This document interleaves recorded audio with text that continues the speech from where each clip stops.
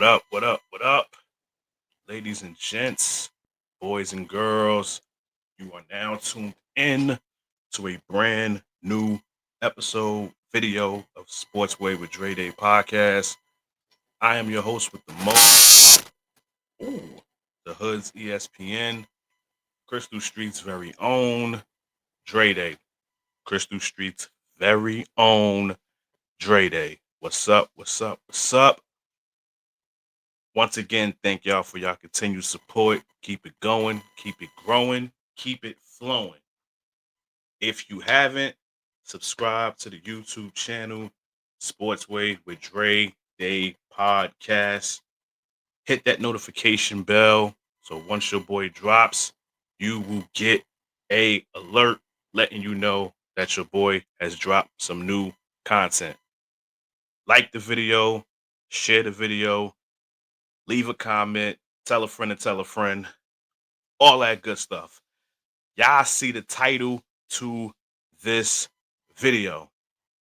The Women's Final Four, the NCAA, the Women's Final Four is set. The Final Four is complete.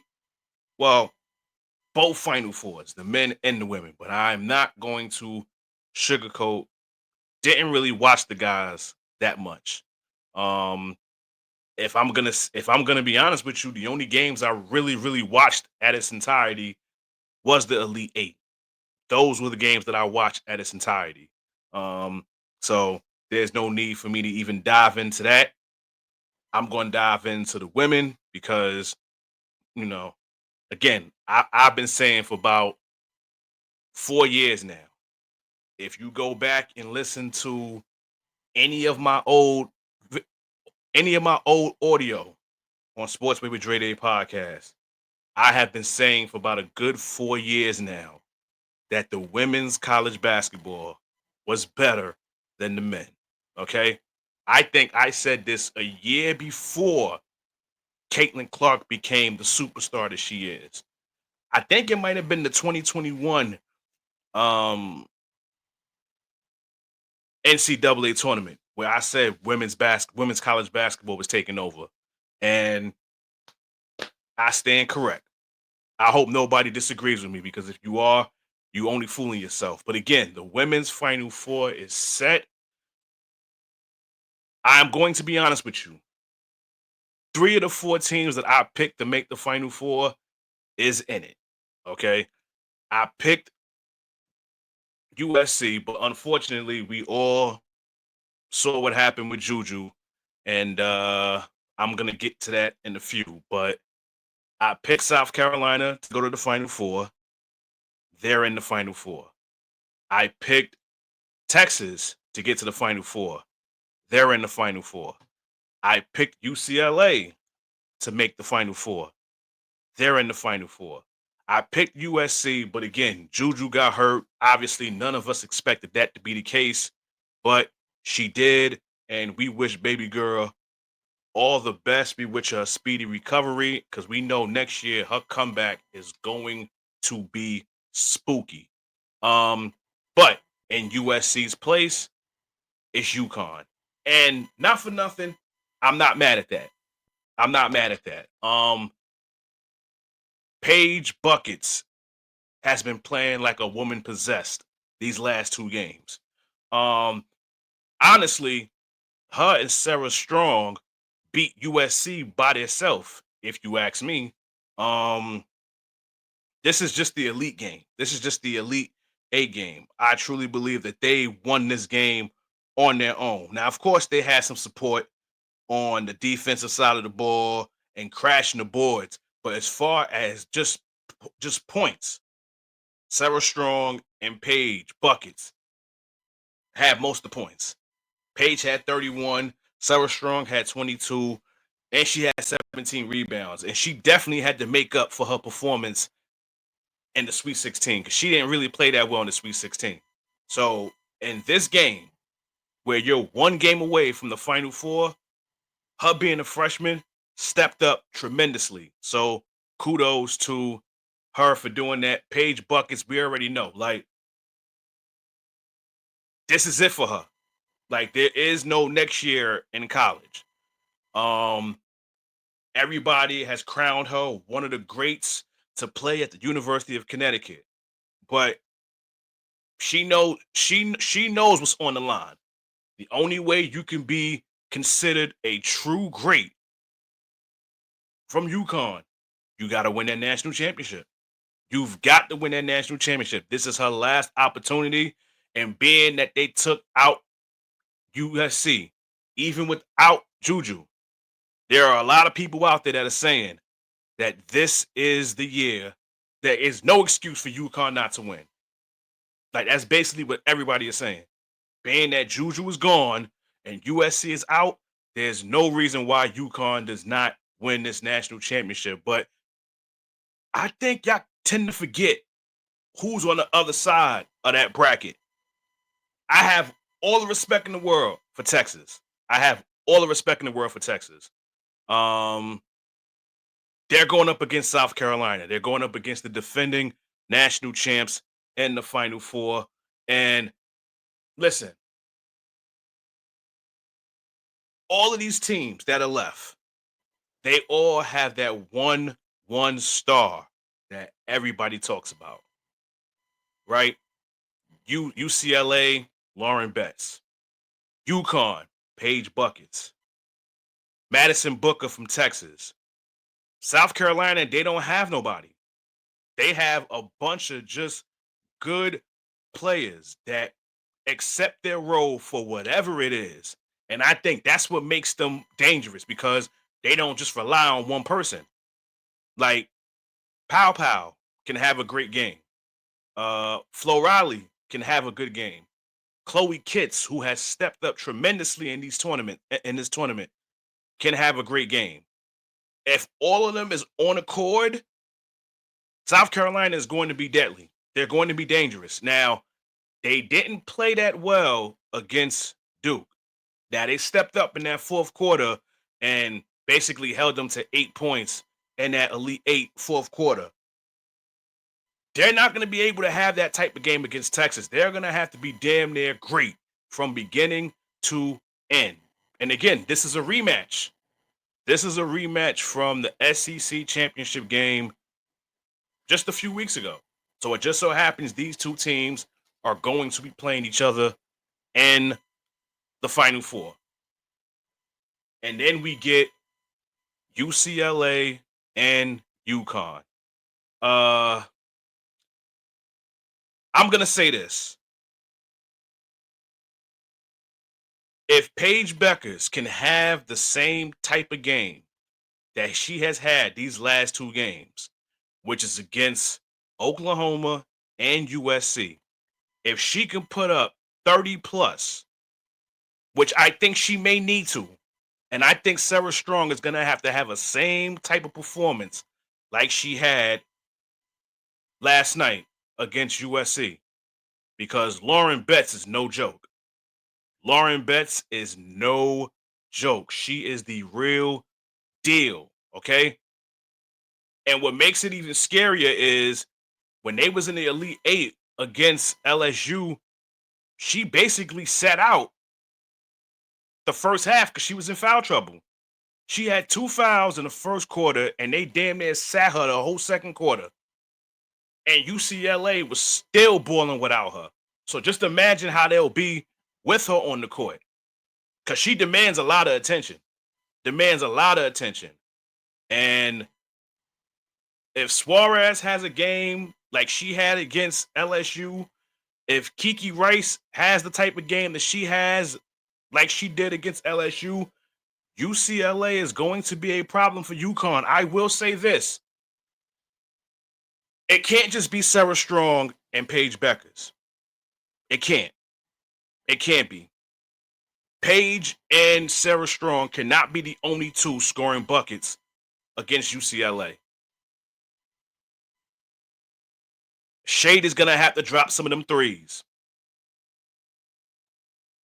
AZ Fudd, she played horrible in this Elite Eight. She's going to have to make up for that against UCLA.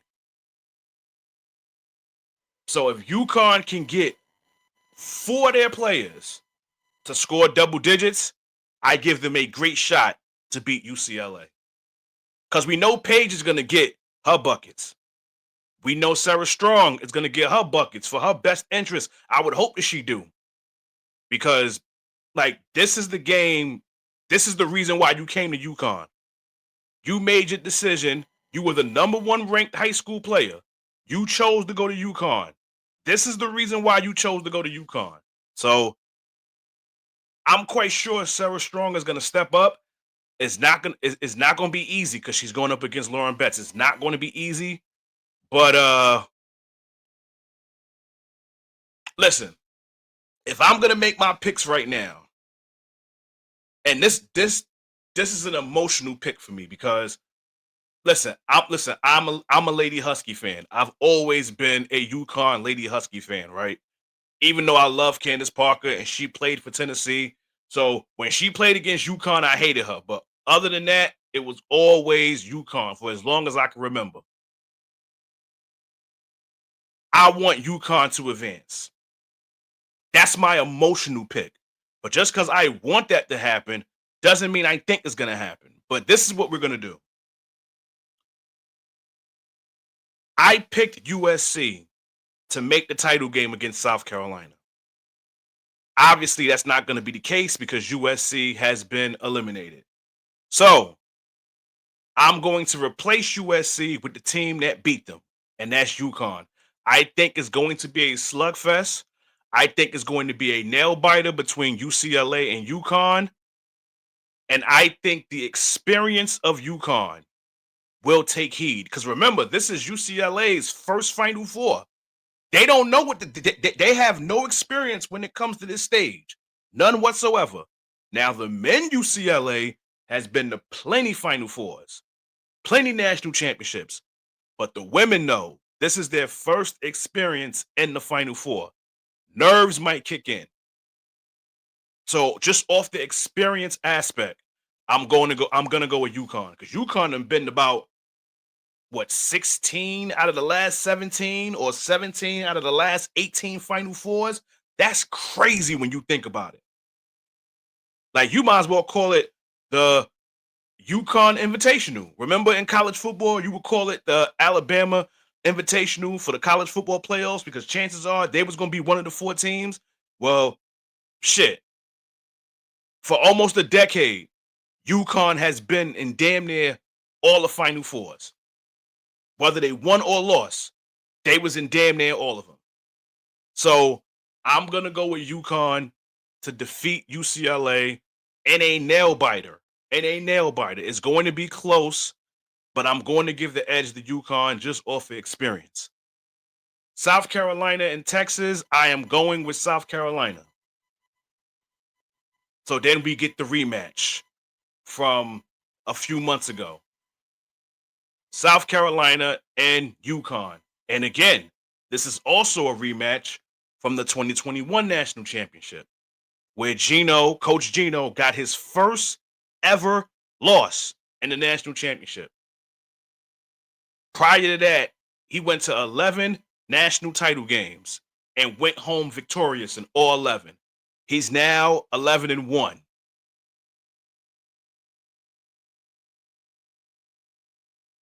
So if I get UConn and South Carolina in the national title game, now remember, they played earlier this season and beat shit down South Carolina's leg. And their building, too. I'm quite sure South Carolina is going to remember that. I'm sure they will. And I'm going to say it. I'm going to do the same thing I did with UCLA and UConn. I picked USC to win the whole thing. I thought this was going to be Juju's year. I thought she would help USC get to the national title game. Unfortunately, she got hurt. And listen, I'll just say this. I want to salute USC.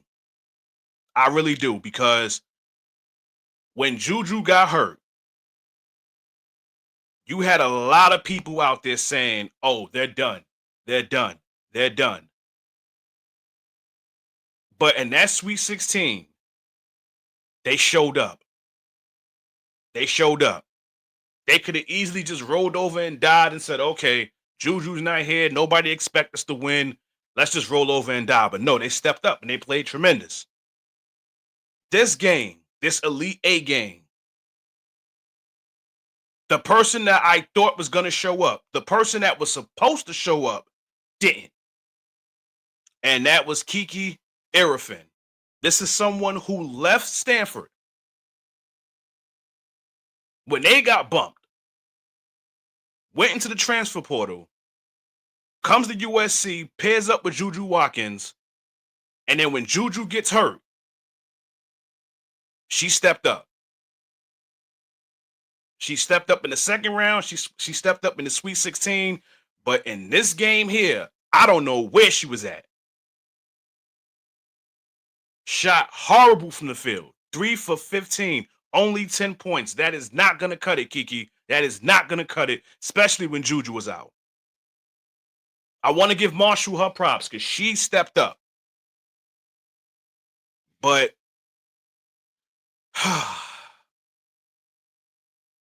I feel bad for USC. I really do.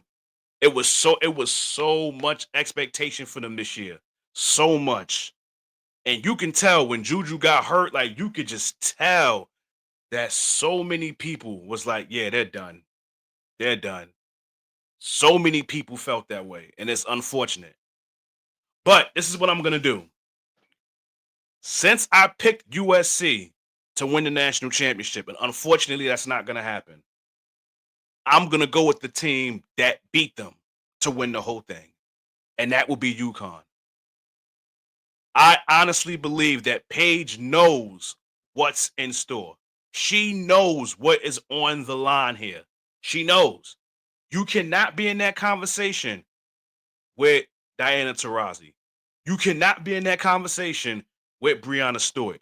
You cannot be in that conversation with the likes of Maya Moore, Sue Bird, even Rebecca Lobo, to say the least. You cannot be in that conversation with them women unless you win a national championship at UConn. And this is her last chance. There is no next year. This is it for her. And I think she understands that. And that's why she's playing like a woman possessed right now. So I'm going to go with UConn to cut down the nets and win this national championship. There you have it. I have them beating South Carolina. And not for nothing, I think that I honestly think that's the money game, right? I think that's the money game.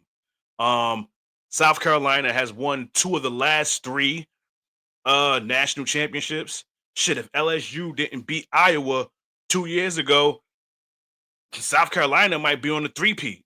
But yeah, I think that's the money title game. Dawn Staley, Gino again, South Carolina, UConn.